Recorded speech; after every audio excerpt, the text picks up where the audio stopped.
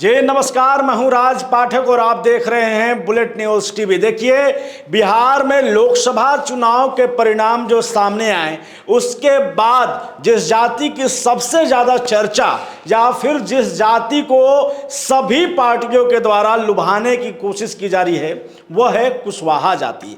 इस पूरे लोकसभा चुनाव के दौरान बिहार में खास करके ये जाति के वोटर्स जो हैं वो बढ़ चढ़ कर सामने आए, सामने ही नहीं आए, खूब चर्चा में आए। चाहे राजद हो या फिर बीजेपी या फिर जदयू, तीनों ने इस जाति के वोटरों को अपने ओर करने के लिए पुरजोर कोशिश किया।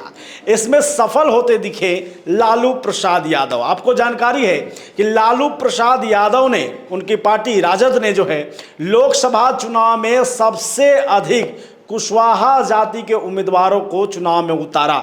दूसरे नंबर पर नीतीश कुमार, जो कि लौकुश की प्रतिनिधित्व करते नजर आते हैं, नीतीश कुमार की पार्टी रही, लेकिन बीजेपी इसमें पिछड़ गया।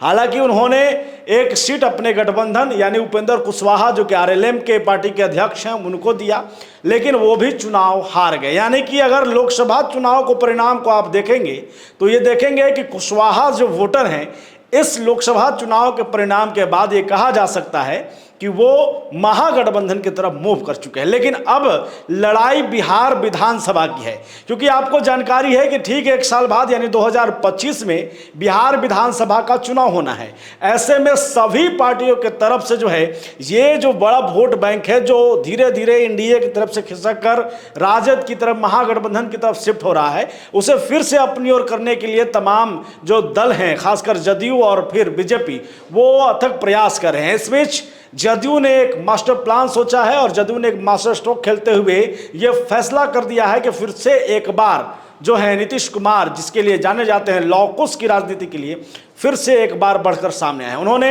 ऐसा गेम प्लान किया है जिसमें लालू प्रसाद यादव और तेजस्वी यादव का मास्टर प्लान भी फेल सा हो गया। जी हाँ, जदयू ने विधान परिषद डिप्टी स्पीकर के लिए जो है वो भगवान सिंह कुशवाहा को उम्मीदवार बना दिया, और जिसके बाद से ये चर्चा जोरों पर है कि आखिरकार बिहार में कुशवाहा वोटर्स जो हैं वो किसे अपना नेता मानेंगे।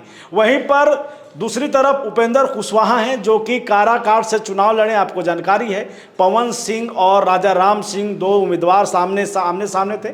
ऐसे में उपेंद्र कुशवाहा को वहां पर हार का सामना करना पड़ा और वो तीसरे नंबर पर चले गए। लेकिन कुशवाहा समाज के बहुत बड़े नेता उपेंद्र कुशवाहा हैं। हालांकि नीतीश कुमार को भी कहा जाता है कि लौकुश के बड़े नेता हैं, लेकिन यह भी सही है कि उपेंद्र कुशवाहा भी कुशवाहा समाज के बड़े नेता हैं।